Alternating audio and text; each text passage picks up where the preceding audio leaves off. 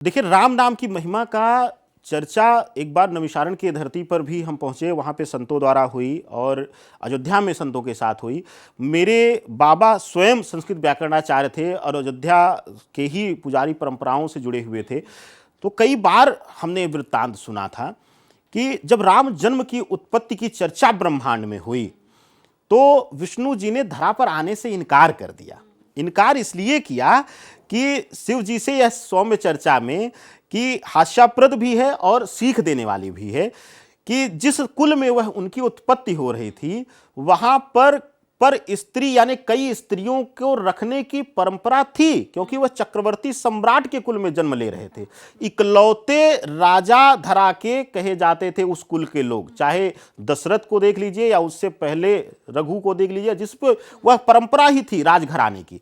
तो ऐसी अवस्था में वहां पर एक जिक्र आता है, हालांकि इसके शास्त्रीय प्रमाण नहीं मिलते हैं, लेकिन संतों द्वारा यह शोध है और संतों की वाणी से मैंने ये सुना कि कहाँ वहां पर निवेदन किया राम जी ने, या कह लीजिए कि विष्णु जी ने, कि राम के रूप में आने के लिए कि प्रभु अगर आप अपने समतुल्य मुझे वरदान दें गृहस्थ जीवन में कि मैं पर स्त्री की तरफ उस कुल में पैदा होते हुए भी ना देखूं और मैं एक नारी शक्ति पर आश्रित रहूं और उसी को लेकर के मैं अपने जीवन का निर्वाहन करूं, उसी कंडीशन में मैं धरा पर जाने के लिए तैयार हूं।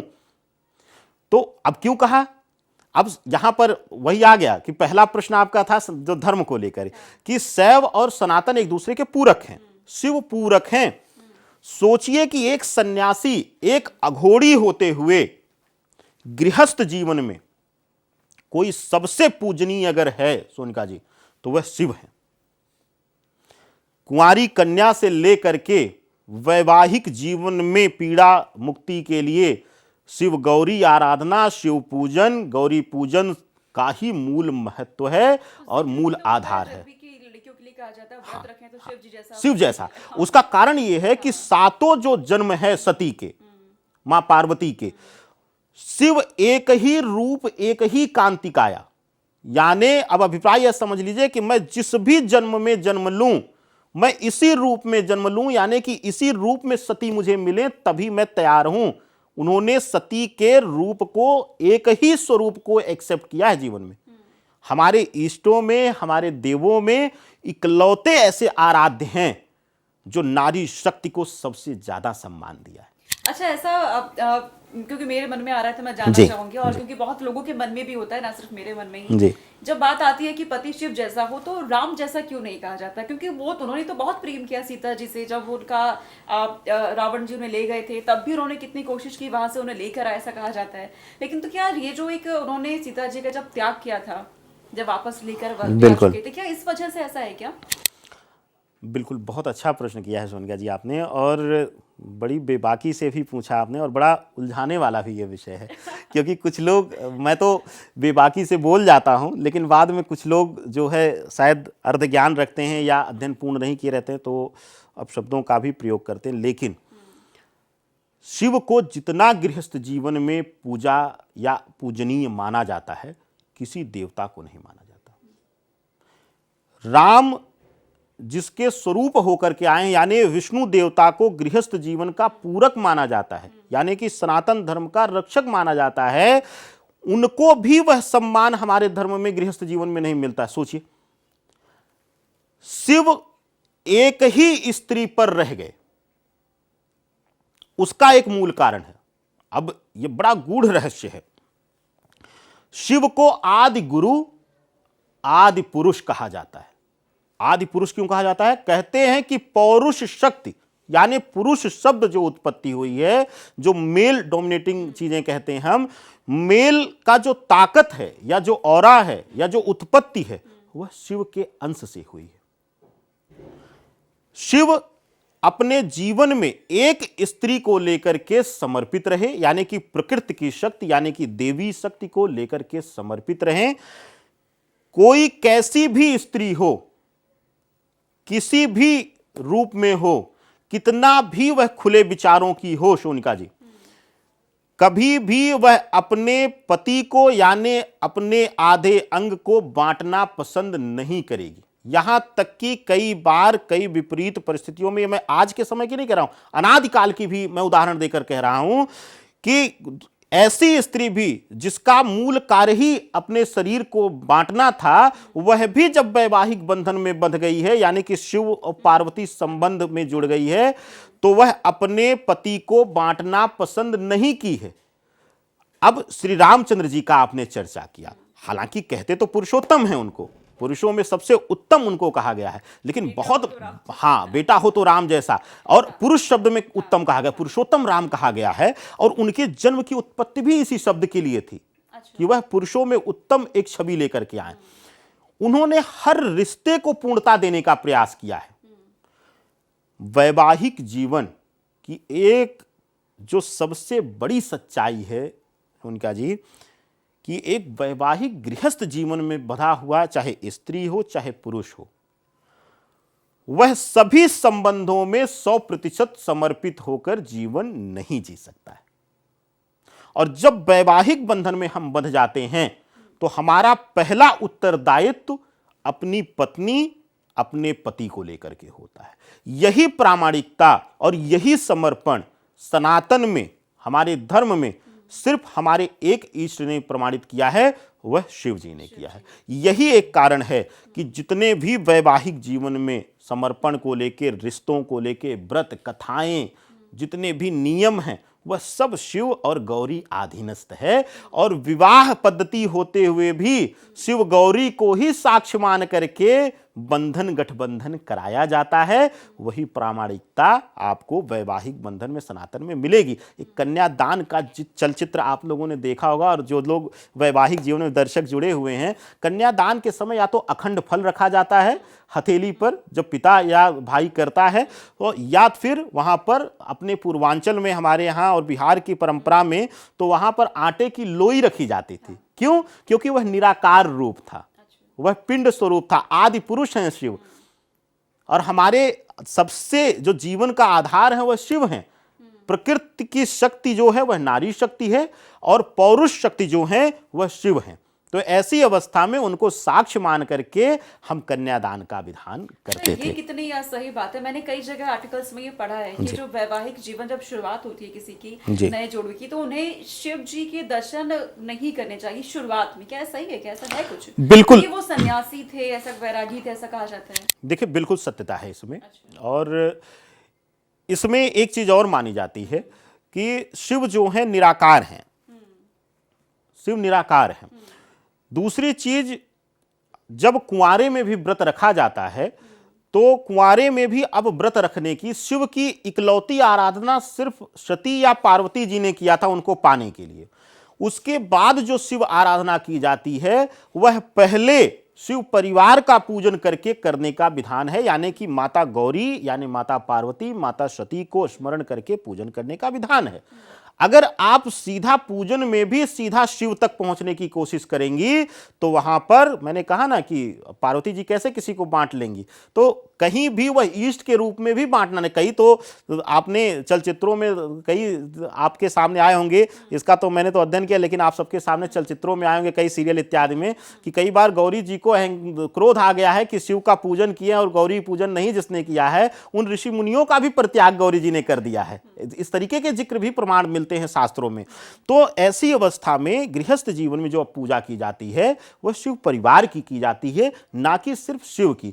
अगर शिव परिवार के साथ है तो दर्शन करने में कोई परहेज नहीं है। यही एक कारण है कि शिवलिंग पर भी जब हम जल चढ़ाते हैं तो वहां मां गौरी को, अग्रस्थान पर गणेश और कार्तिकेय जी को प्रणाम करके हम फिर जलाभिषेक करते हैं, क्योंकि हम संपूर्ण परिवार का पूजन करते हैं। अगर हम सिर्फ शिव तक पहुंचने का प्रयास करेंगे तो मां सती, मां दुर्गा कभी वहां तक पहुंचने ही नहीं देंगी। तक जाना है तो मां पार्वती की पूजा करिए, और मैंने ये भी पढ़ा है कि अगर मां लक्ष्मी जी तक जाना है तो विष्णु जी की पूजा करिए। एकदम सत्यता है, एकदम सत्यता है। और विष्णु जी को अगर हासिल करना है, अगर देखिए दो तरीके से चर्चाएं हैं कि अगर शिव की शक्ति लेना है, शिव की शक्ति क्या है?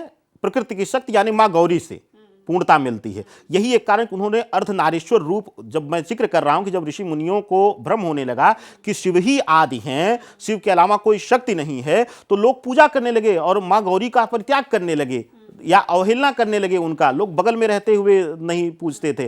तो उस समय जो है शिव ने उनके गलतियों का बोध कराने के लिए अर्धनारीश्वर रूप लिया, दिखाया कि मैं अलग नहीं हूं और मुझे अलग जो लेने की कोशिश करेगा उसको मैं मिलूंगा भी नहीं। तो यही साथ जो है, जो हम लोग चर्चा श्री रामचंद्र जी वाला कर रहे थे, वह बात अधूरी रह गई, उसको भी पूर्णता दे दूं सोनिका जी, कि राम और शिव भी अलग नहीं है।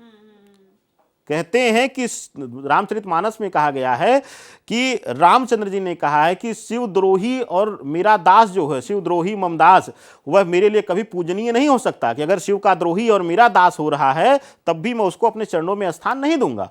तो दोनों को एक साथ प्रसन्न करना चाहिए, और यही आज के कलयुग में दिख भी रहा है। हमारे आदरणीय मोदी जी भी देखिए कि काशी और अयोध्या दोनों का एक साथ लेकर चल रहे हैं। तो शिव की प्राप्ति राम के साथ हो सकती है, कृष्ण के साथ हो सकती है, और राम और कृष्ण की प्राप्ति शिव के साथ ही हो सकती है। तो ये एक दूसरे के पूरक हैं। यहाँ पर आपने मोदी जी का जिक्र कर दिया, तो मुझे मेरे मन में हिंदुत्व की वो जो परिभाषा सामने आती है, जिसका जिक्र बार बार होता है, वो आ गया। जब हिंदू धर्म नहीं है तो हिंदुत्व की इतनी चर्चा क्यों होती है? ये कहाँ से आ गया? एकदम एकदम गलत है, और मुझे लगता है कि यही एक कारण है कि हम सही रास्ते पर नहीं। यही एक कारण है कि हमारे अंदर विषमताएं हैं, हमारी सोच में विषमताएं हैं। हिंदू एक संप्रदाय है, हिंदू प्रथा संप्रदाय में अनेकों नेक लोग आते हैं, लेकिन धर्म सनातन है। धर्म की जो नींव है वह सनातन है, और जिस दिन हम लोग यह बात समझ जाएंगे, हमारी ताकत और बढ़ जाएगी, हमारा प्रभाव बढ़ जाएगा। सनातन की एक बहुत बड़ी खूबी है सोनिका जी, सनातन जो है कभी किसी को रोकता नहीं है। वह धर्म ज्ञान कराएगा, वह कहेगा कि यह दिशा गलत है, लेकिन वह रोकेगा नहीं। और सनातन की खूबसूरती भी यही है। यही एक कारण है कि हम शाश्वत जिंदा हैं। युग युगांतर हुए हैं, सबको पता है। विज्ञान भी कहता है कि प्रलय हुआ है, कितनी सभ्यताएं धरा में दब गईं, कितने जीव दब गए, लेकिन क्या सनातन मिट पाया? सनातन के मिटने का अभिप्राय है कि ब्रह्मांड समाप्त हो जाएगा। ब्रह्मांड फिर से, एक देवी भगवती पुराण में एक चर्चा आती है कि एक समय ऐसा आया कि सूर्य समाप्त हो गए, यानी ब्रह्मांड में अंधेरा छा गया, विलुप्त हो गई सारी चीजें। तो उस समय फिर से नव सृष्टि निर्माण हुई। सनातन के मिटने का अभिप्राय यह है कि सब कुछ खत्म हो जाएगा। जो लोग कहते हैं ना कि सनातन खत्म हो जाएगा, ये बढ़ जाएंगे, अरे भैया सनातन शाश्वत है, सनातन नींव है। आप किसी घर की नींव तोड़ दीजिए, कैसे बचेगा? ऊपर वाला तो अपने आप समाप्त हो जाएगा, क्योंकि उसका आधार ही कुछ नहीं है। वो बताइए ना, 1000, 2000, 3000 वर्ष से ज्यादा किसी भी संप्रदाय का इतिहास हो तो आप बताइए। अब प्रमाण मिलते हैं हमारे, अभी भी अनेकों देश, अभी कुछ दिन पहले हमने देखा समाचार चैनलों पर कि कहीं विदेश में, ब्राजील इत्यादि कहीं पर एक हनुमान मूर्ति मिली गड़ी हुई खुदाई में, कहीं देश का मुझे कंफर्म नहीं, लेकिन वहां पर हनुमान मूर्ति मिली, गणेश मूर्तियां मिल रही हैं। तो ऐसी अवस्था में ये तो है कि हमारा सनातन शाश्वत है, यह विज्ञान भी अब मानना शुरू कर दिया है। तो सनातन जब हम समझेंगे तब हम समझ जाएंगे कि भैया हमें कोई नहीं मिटा सकता। लेकिन ये मत समझे हमें मिटा नहीं सकता तो हम अपने धर्म से विमुख हो जाएं। हम धर्म को लेकर के जागृति फैलाएं। मंदिर निर्माण बहुत अच्छा है, लेकिन मंदिर निर्माण से ज्यादा चरित्र निर्माण हमें करना चाहिए। मैं बार बार बोला हूं, राम कोई देव नहीं है, राम एक चरित्र है। राम वह हैं कि जिन्होंने लंका पर विजय प्राप्त करते हुए, सबसे धनाढ्य राज्य था उस समय, चाहते तो पूरे राज्य पर कब्जा कर लेते, क्योंकि विजय श्री उन्होंने लिया था, लेकिन वहां पर उन्होंने लोभ का परित्याग किया, राज सत्ता का परित्याग करके 14 वर्ष वनवास। अगर वो हट कर लेते, आज के समय में बच्चे 1 बीघे जमीन के लिए पिता का गला काट दे रहे हैं, तो उनका तो सम्राट बनना तय था। दशरथ ने ऐलान कर दिया था। अगर वो हट कर लेते तो उनको हटाने वाला कोई नहीं था वहां से। लेकिन उन्होंने यह दिखाया कि राज सत्ता वैभव नहीं बढ़ा है, पिता का कर्तव्य, पिता के वचन बड़े हैं। तो अगर हम रामचरित्र या सनातन चरित्र को अपने अंदर लाएंगे तो आप देखिए, जो लोग विमुख होकर गए हैं ना, वह भी हम में फिर से समाहित हो जाएंगे और हो भी रहे हैं। जो लोग वास्तविकता के साथ उदाहरण देते हैं। मेरे ज्योतिष में इतने क्लाइंट हैं अनेकों अनेक धर्मों संप्रदायों के, आप मानेंगे नहीं, जो मैं कहता हूं, जो मंत्र जाप मैं बोलता हूं वह करते हैं, लेकिन मैं ये कह के करता हूं। मैं ये नहीं कहता कि आपके प्रथा में आप नॉनवेज खा रहे हैं तो मैं एकदम से गाली दे के कहता हूं अरे आप तो पाप करें। अरे भैया, स्वतः उसके अंदर सनातन विवेक देगा। अगर वह सनातन के प्रति जागृति धीरे धीरे लाएगा तो वह खुद परित्याग करेगा, मेरे कहने पर जबरन नहीं करेगा कोई। तो ऐसी अवस्था में हमें लगता है हिंदुत्व से ज्यादा अगर सनातनियों पर फोकस करा जाए, सनातन इतिहास को पढ़ाने समझाने का प्रयास किया जाए, हर मंदिर हर जगह पर सनातन की जागृति के लिए वैदिक विद्यालय का निर्माण कराया जाए, तो जो भ्रम है, जो त्रुटियां हैं, जो ज्योतिष को लेके, धर्म को लेके, अध्यात्म को लेके जो भ्रम फैल रहा है वह दूर हो जाएगा और हम सब उस एक ओमकारेश्वर शक्ति को लेकर के आगे बढ़ जाएंगे। बहुत बड़ा चर्चा का विषय है। हम स्पेस सिलसिले पर लगातार हम बात करते रहेंगे आचार्य जी से, अगले पॉडकास्ट में भी हम करेंगे। मैं तो ये कहूंगी कि हम इस पर अलग अलग विषय पे आते ही रहेंगे, लेकिन अब क्योंकि समय हमारे पास भी कम है तो मैं चाहूंगी सनातन संस्कृति जो हमें सिखाती है, जो हमारी परंपरा रही है, जो हमारी पूजा की पद्धतियां हैं, जो नियम है, बहुत से लोग हैं जो नहीं अच्छे तरीके से वो नहीं मानते हैं, वो जानना चाहते हैं। तो कुछ वो सवाल है जो दर्शकों के मन में भी बने हुए रहते हैं, मैं चाहूंगी उन्हें भी आप थोड़ा सा क्लियर करिएगा। जैसे कि एक बहुत कॉमन सा सवाल होता है कि शिवलिंग की जब हम पूजा करते हैं तो कैसे हम करें, हालांकि आपने पहले भी बताया, लेकिन जो जल हम अर्पित करते हैं उसे किस तरह से करना चाहिए, कौन सा सही वक्त होता है? देखिए, शिवलिंग की जो पूजा है, जो आराधना है, एक बार एक बहुत बड़े चैनल पर भी हमने ये चीज बोल दिया था कि वहां पर कुछ तथाकथित विद्वान भी विरोध में आ गए थे, लेकिन प्रामाणिकता इसकी यही है कि आप देखेंगे कि शिवपीठ जो हैं, चाहे उज्जैन महाकाल हो, चाहे बद्रीनाथ केदारनाथ हो, यह ग्रहण प्रभाव विष प्रभाव से दूर है। जो ब्रह्मांड का सबसे बड़ा हलाहल विष जब उन्होंने पान कर लिया तो कलयुग में ये सब ग्रहण वगैरह उनके ऊपर नहीं प्रभावित होते हैं। शिवलिंग के साथ एक बंधन है, शिव अर्धनारीश्वर हैं, तो उनकी पूर्ण परिक्रमा कभी भी हमें नहीं करनी चाहिए।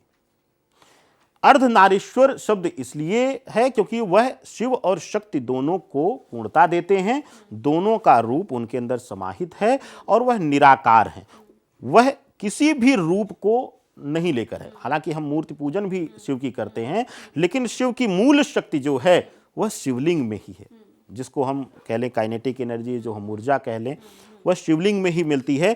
तो शिव आराधना का एक सबसे अच्छा उदाहरण है कि वह जो है अर्धचंद्राकार ही किया जाए, यानी कि पूर्ण उसका फेरा ना किया जाए, पूर्ण फेरे ना किए जाए। अब कुछ लोग इसको क्या करते हैं कि अंदर से निकल आए और मंदिर के बाहर से जो एक गुंबद बना हुआ है, जो कुटुंब बना हुआ, उनका गर्भगृह बना हुआ है, उस गर्भगृह की करने लगते हैं। वह भी वर्जित है, गर्भगृह की भी पूर्ण नहीं करनी चाहिए, वहां भी अर्धचंद्राकृत ही करना चाहिए, यानी कि जहां पर उनके जल निकासी को स्थान दिया गया है उसको क्रॉस नहीं करना चाहिए। कहते हैं कि उनके ऊपर जब हम जल अर्पित करते हैं तो हम अपनी और उस समय उस स्थान पर स्थित नकारात्मक ऊर्जा का जल प्रवाह हम करते हैं, यानी कि हम प्रार्थना करते हैं कि मेरे जीवन, मेरे संसार में और इस स्थान पर जो भी नकारात्मकता हो आप उसका हनन करिए, और उस द्वार से वह गणेश जी को स्पर्श करते हुए, विघ्नहर्ता को स्पर्श करते हुए वह जल निकल जाता है और वह महादूषित जल रहता है। तो ऐसी अवस्था में हम उसका लंघन नहीं करते हैं। और दूसरा, शिव के साथ एक बहुत बड़ा प्रधानता है, शिव एक ऐसे हमारे इष्ट हैं जिनको पूर्ण रूप से समर्पण चाहिए। सिर्फ जल ही अर्पित करिए, कुछ मत ले जाइए, वह प्रसन्न होंगे, लेकिन दिखावे के लिए जाएंगे तो वह निराकार हैं, वह ब्रह्मांड के कण कण में हैं और उनसे कुछ नहीं छिपा हुआ है। और सबसे बड़ी बात, भोला भंडारी तो उनको कहा जाता है, लेकिन अति क्रोधी हैं, त्रिनेत्रधारी हैं। तो ऐसी अवस्था में हमें शिव के साथ कभी भी कपट और छल नहीं करना चाहिए। यह प्रयास हमें करना चाहिए, समर्पित भाव हो तभी जाएं, और वह भी लोग ना जाएं कि मन में इच्छा नहीं कर रही है, लेकिन एक ज्योतिषी ने बोल दिया कि जाके दर्शन करिए और मन में 5 बार पछता रहे हैं कि नहीं जाना चाहिए, फिर भी जा रहे हैं। सिर्फ नाम भोले हैं, भोले समझना नहीं। हाँ, एकदम नहीं है, क्योंकि आप देखिए कि प्रलय उन्हीं के त्रिनेत्रों से होता है। किसी भी शक्ति का अगर विनाश हुआ है, चाहे दैवीय शक्तियां भी उनसे घबराती हैं, उनके त्रिनेत्र से घबराती हैं।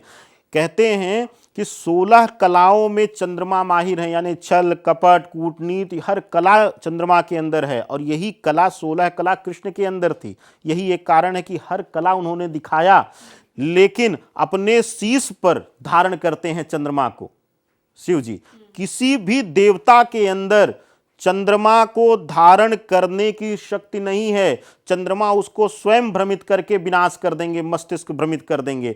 तो चंद्रमा जो है 16 कलाओं का उनको आधिपत्य दिया है, उसी शिव ने दिया है। लेकिन सोचिए कि शिव के ऊपर वह दोष नहीं लग रहे हैं। यानी कि अगर आप सच्चे हृदय से एकांत अपने मन को एकाग्र करके शिव आराधना करते हैं तो आपको कुछ जरूरत नहीं है, किसी की जरूरत नहीं है। शिव को ही आदि गुरु माना गया है। जिसके जीवन में कोई गुरु ना हो, हाथ जोड़कर बैठ जाए कि मुझे कुछ नहीं मंत्र आता, मैं सिर्फ नमः शिवाय का जाप करूंगा या भोले भोले का जाप करूंगा, वह भी प्रसन्न होकर दर्शन देते हैं और उसके जीवन से कष्ट दूर करते हैं।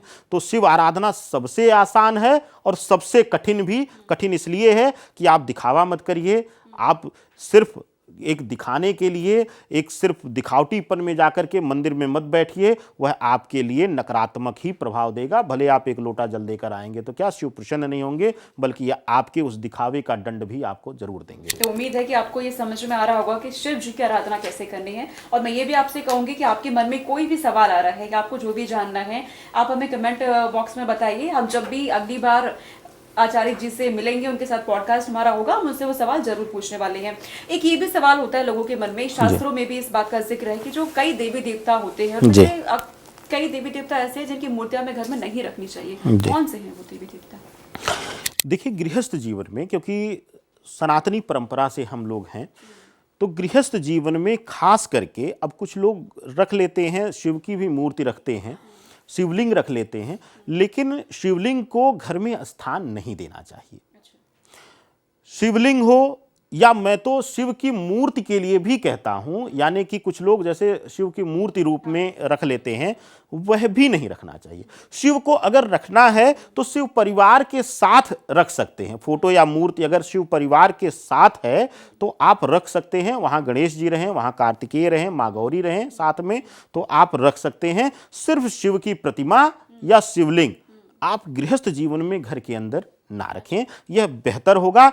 पहले भी आपने देखा होगा सोनिका जी बचपन में, या हमारे दर्शक भी देखते होंगे, कि जो शिव के पूजन के लिए स्थान बनाया जाता था, पत्थर रख करके उनको स्थान दिया जाता था, वह भी घर के पिंड से बाहर दिया जाता था। कभी भी पिंड में स्थान शिव को नहीं दिया जाता था।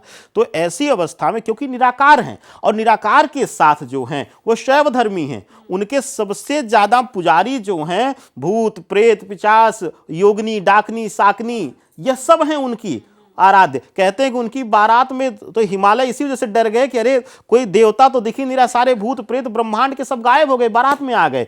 तो उनके साथ जहां शिवलिंग रहेगा, जहां शिव मूर्ति रहेगी, उनके सभी आराध्य रहेंगे। भोले कहते हैं वो एक समान सबको मानते हैं, वह उन प्रेतों को भी वही समतुल्य स्नेह देते हैं, वह मानव योनि में भी वही स्नेह देते हैं। अब दूसरी चीज स्थान आता है कि कुछ लोग देवी रूप में मां काली की भी फोटो रखते हैं। मां काली के प्रतिमा के साथ या मूर्ति के साथ एक बहुत बड़ा बंधन है सोनिका जी। मां काली जहां भी रहेंगी, वहां अगर वो बिना भैरव और हनुमान के हैं तो वह विनाश ही करेंगी। जो लोग, जो दर्शक दक्षिणेश्वर काली स्थान पर गए होंगे वेस्ट बंगाल में, वह देखे होंगे 11 वटुक भैरव स्थान लिए हुए हैं। और साथ ही साथ जब 10 महाविद्याओं का स्वरूप उत्पत्ति हुई सोनिका जी, तो शिव ने कहा कि 11 वटुक भैरव हर स्वरूप के साथ विराजमान रहेंगे। और साथ ही साथ हनुमान जी को यह दिशा निर्देश दिया गया। जब तंत्र शास्त्र तंत्र विधान आप पढ़ेंगी तो मां काली के लिए कहा जाता है, लोग कहते हैं मां काली हनन करती हैं, मां काली रक्तपान करती हैं। नहीं भैया, अपने ज्ञान को सही करिए।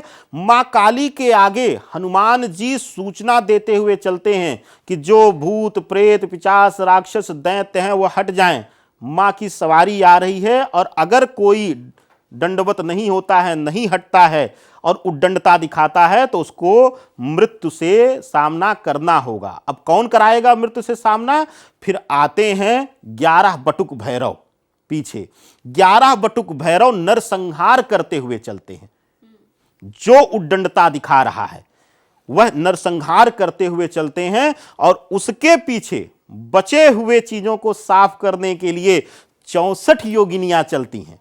64 योगिनियां रक्त और मांस पान करते हुए, रास्ते को स्वच्छ करते हुए, मां काली को कोई असुविधा ना हो वह पूरा रास्ता स्वच्छ कर देती हैं। यानी कि जो भी नकारात्मक चीजें हैं उस समय रास्ते में, उस सभी का पान कर जाती हैं। तो इसीलिए मां काली की स्थापना गृहस्थ जीवन में, मां काली के स्वरूप को घर में रखना वर्जित माना जाता है या नहीं रखना चाहिए। उनको पिंड से बाहर स्थान देकर, अगर मंदिर आपकी बहुत श्रद्धा है तो आप उनकी आराधना करिए, मंदिर बाहर स्थान दे दीजिए और समय समय पर आरती पूजन करके वहां से आप नमन कर लीजिए। तो कई बार ये भी मन में आता है कि अगर हमें मंदिर में पूजा करने के लिए जाना है, जी, घर में भी हमारे मंदिर है, तो हमें पहले घर में पूजा करनी चाहिए या पहले मंदिर में जाके? सर्वप्रथम स्थान के देवी देवताओं के पूजन का विधान है। जब हम घर में भी पूजन करते हैं, इसका मैं प्रमाणिक उदाहरण देकर चल रहा हूं। यह वैदिक पूजन में यानी कि कर्मकांड में इसका जिक्र आता है कि जब आप वैदिक पूजन घर में कराती हैं या हवन कराती हैं, तो वहाँ पर भी स्थान देवता, कुल देवता, गुरु और पितरों के नाम की आहुति और पूजन सर्वप्रथम किया जाता है। अब व्यवहारिक जीवन में इसका उदाहरण देख लीजिए कि आपके घर मेहमान आए हुए, किसी को निमंत्रण दिया हुआ है आपने। अब निमंत्रण शब्द मैं इसलिए कह रहा हूं क्योंकि जब हमारे इष्ट हमारे घर के मंदिर में रहते हैं तो सुबह शाम की जब पूजन हम कर रहे हैं तो उस समय आकर के वह स्थान ले लेते हैं। ऐसे में पता चला कि आप मंदिर चली गईं और आपके घर में पड़ा हुआ जो मेहमान है, जो इष्ट है, जो गुरु है, जो देवता है, वह भूखा हुआ है अभी, तो वहां आपको फल नहीं मिलेगा। क्योंकि जहां आप जा रही हैं वहां तो वास्तव में पहले से ही वहां की जिम्मेदारी दी गई है। जिसने प्राण प्रतिष्ठा कराई है, जिसने उस मंदिर का निर्माण कराया है, जिसके पास संचालन है, वह उसका उत्तरदायित्व उसके पास है कि समय से भोजन उनको मिले। लेकिन आपके घर में जो इष्ट है, रूप वही है लेकिन स्थान परिवर्तन है, स्वरूप बदल जाता है। तो ऐसी अवस्था में सर्वप्रथम आपको घर के मंदिर में दिया जला करके फिर जाना चाहिए। यह प्रश्न कई हमारे क्लाइंट भी सोनिका जी पूछते हैं और करते आए हैं वो गलती। वो जाते थे घर, दीपक प्रज्वलित करके मंदिर में आते, तब घर का दीपक जलाते थे। सर्वप्रथम आप अपने घर में पूजन करिए, अपने घर के इष्ट को आप पूजित करिए, उसके बाद मंदिर में जाइए आप। इस पॉडकास्ट को आखिरी पड़ाव पे हम लेके चलते हैं, आगे भी सिलसिला तो जारी रहने वाला है। एक सवाल ये मन में था मेरे कि जब हम सुबह उठते हैं तो कहा जाता है कि सबसे पहले भूमि पूजा करिए, वही भूमि जो हमारी माता है, धरती माता, उन्हें आप प्रणाम करिए। इसके पीछे का क्या महत्व है? देखिए, धरा को जो इसका जो महत्व है उसको थोड़ा सा विस्तृत करके मैं अब बताना चाहूंगा। गाय को ऐसे माता नहीं कहा जाता है। कहते हैं पृथ्वी जो है वह जब जब ईस्ट के पास गई है, यानी कि देवताओं के पास गई है निवेदन को लेकर के, वह गाय के स्वरूप में गई हैं, मातृत्व स्वरूप में गई हैं। तो जो पृथ्वी का जो मूल स्वरूप है, वह हम जो स्वरूप की जब चर्चा कहते हैं तो गौ माता के रूप में करते हैं। दूसरा एक विधान है, क्यों पृथ्वी को प्रथम पूज्य माना जाता है? पृथ्वी ही हमारे जीवन का आधार है। शिव उस शक्ति का आधार है जिसको हम जी रहे हैं, लेकिन जो मूल आधार है वह धरा है, यानी कि हमारी पृथ्वी है। तो ऐसी अवस्था में जो हमारे भार को उठा रही है, जो हमारे प्रभाव को झेल रही है, हम कितना अत्याचार नित्य कर रहे हैं पृथ्वी पर, धरा पर, जगह जगह पर खुदाई कर रहे हैं। हम अपना भवन निर्माण करते हैं तो पहले माँ धरा की छाती पर हम वज्र प्रहार करते हैं, यानी कि नींव खोदते हैं। तो ऐसे में हमें हर समय कोटिशः धन्यवाद करना चाहिए। सिर्फ सुबह ही नहीं, सुबह तो प्रथम पूज्य करना ही चाहिए, लेकिन मुझे लगता है कि जब भी आपको मौका मिले, जब भी आप पूजन इत्यादि के लिए बैठें तो सर्वप्रथम धरा को प्रणाम करके करिए। उसका रीजन है कि जो हम भौतिक जीवन में हैं उसके सुख का जो आधार है वह धरा है, यानी कि जब धरा जो है प्रलय के अधीन आ जाएगी तो हमारा आधार नहीं बचेगा, यानी कि जो हमारा आधार है वह धरा है हमारे। अब यहाँ पर देखिए पूरक आ गया, जो जहाँ से हमने शुरुआत किया था, और विज्ञान के प्रामाणिकता को हम यहीं पर जस्टिफाई भी कर देते हैं सनातन के माध्यम से, कि सनातन ने कहा कि कर्तव्य प्रधानता है और वही प्रथम पूजा है। तो धरा जो है हमारा आधार है, सूर्य हमारी शक्ति का आधार है, शक्ति को सजोने की शिव आधार हैं, और जीवन जीने का आधार माँ धरती हैं, यानी धरती माँ है। तो ऐसे में जो हमारा मूल है, जो हमारा आधार है, चाहे हमारे भौतिक जीवन में हमारे माता पिता हों, चाहे प्रथम माता हमारी धरा हो जिस पर हम उत्पत्ति ले रहे हैं, तो वह हमारे लिए प्रथम पूजनीय है। और देवताओं से पहले, गुरुओं से भी पहले हमें सर्वप्रथम माँ को प्रणाम करना चाहिए। उसका कारण है कि गुरु भी तभी आपको मिलेंगे जब यह धरा सुरक्षित रहेगी, यानी हमारा आधार, हमारे धर्म का आधार सुरक्षित रहेगा।